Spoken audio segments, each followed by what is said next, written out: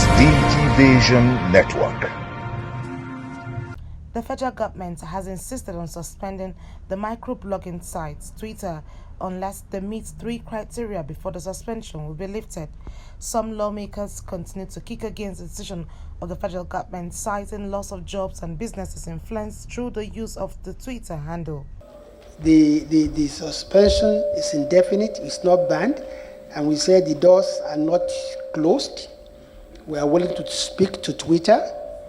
Twitter has written a letter seeking for government dialogue, and just today I did issue a statement in which I announced the government team that is ready to meet Twitter, chaired by my humble self with the Minister of Justice, Minister of Communication, Minister of Works and Housing, the Minister of Labor, State Labor, and some agencies of government.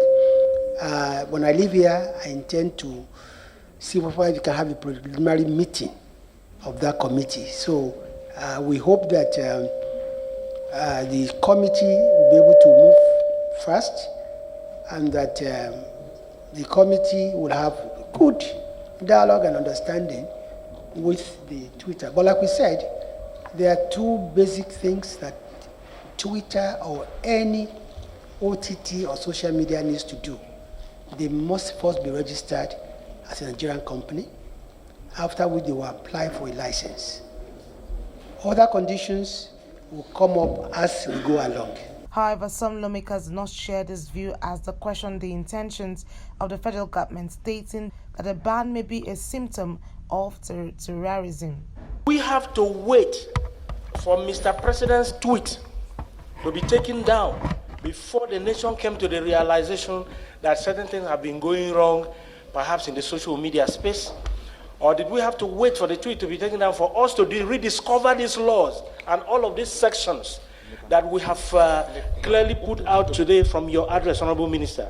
Honorable Minister, there were 3 or 4 issues Mr. Chairman raised from the Speaker's speech, which you needed to answer to, but I'm sure you attempted to. He talked of the issues of the objective, talked of issue of duration.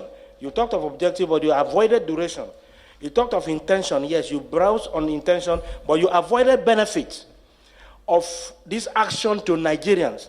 So, Mr. Minister, sir, my constituents are as unhappy as others in this country, and they have asked me to plead on their behalf with the federal government through you to look at these issues and in reasonable time so that we can resolve it and look at options that could make people function effectively. Sometimes there is what you call claim of right made in bad faith.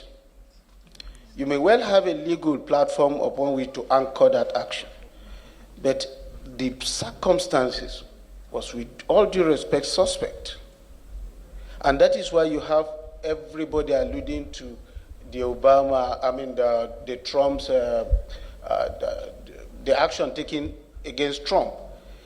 If you had been proactive, with all due respect, you wouldn't allow all these infractions to go on unchecked until the president's tweet was taken down. Because what you have done, whether you like it or not, sir, looks like some symptoms of emerging totalitarianism. If the minister did not ban the tweet by the instruction of the president, the kind of insult to the sovereignty of Nigeria we have from the users of tweet would be more dangerous than what we are facing now. Let's tell ourselves the truth. Nigeria first. Nigeria first. Sometimes when I'm reading tweets, I'm disappointed with the youths. We are the future of Nigeria. Look, I went to a unity school, Federal Government College Kwali. When people from Southeast are coming, we line up shouting. They are coming with their bosses. But that thing is missing. Why? Why are we bringing issues, trying to cause confusion where there is no confusion? It's just interest. For God's sake, what's social media? Are we eating social media? Let's go back to the resources and harvest it, my brothers. And let's keep this thing aside and face the real problem we are facing in Nigeria. The Minister of Information and Culture, Mohammed, has given conditions for the lifting of the suspension imposed on Twitter by the federal government as he's tagging social media handle as a tool of destabilization. His insistence is coming within the backdrop of the interference between the House Committees on Information, National Orientation, Ethics and Values, Telecommunication and the Committee on Justice. For your very incisive questions, I want to make two clarifications. The first is that we did not ban Twitter. We simply suspended indefinitely the activities of Twitter.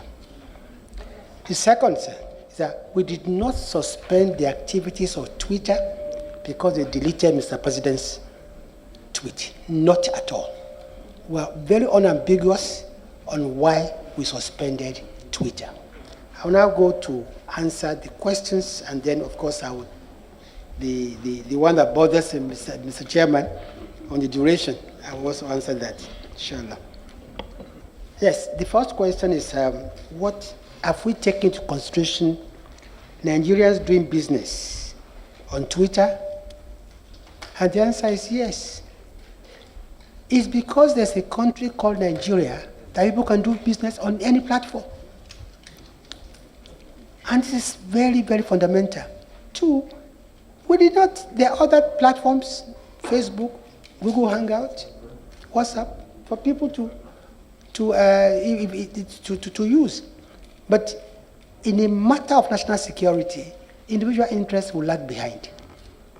Recall that in the aftermath of the Twitter ban by the federal government, the Speaker constituted a committee to interface with the federal government to know the reason for the decision. Annie T. Patrick, Call TV News, Abuja. This is Digivation Network.